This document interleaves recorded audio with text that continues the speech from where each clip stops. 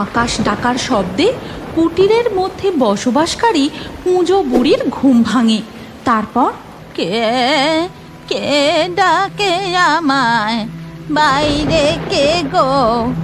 এই জঙ্গলে আমার খোঁজ নিতে আসার তো কারো কথা নয়। যাই গো যাই, দেখি। আমরা ঝড় বৃষ্টিতে পথে আটকা পড়েছি, তাই আপনার কুটিরে আশ্রয় নিতে এসেছি। দরজাটা খুলুন না।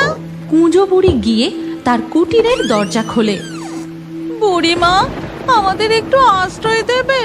এই ঝড় বৃষ্টিতে আমরা এই জঙ্গলে আটকা পড়ে গেছি গো। তোমার কুটির দেখতে পেয়ে এখানে এসেছি। আচ্ছা, বেশ বেশ, ঘরের ভেতরে এসো। তোমরা তো দেখছি বৃষ্টিতে একদম ভিজে গেছো। লালিমা ও নীলিমা বুড়ির কুটিরে প্রবেশ করে। তারপর সেই কুঁজো বুড়ি তাদেরকে জিজ্ঞাসা করে, আচ্ছা,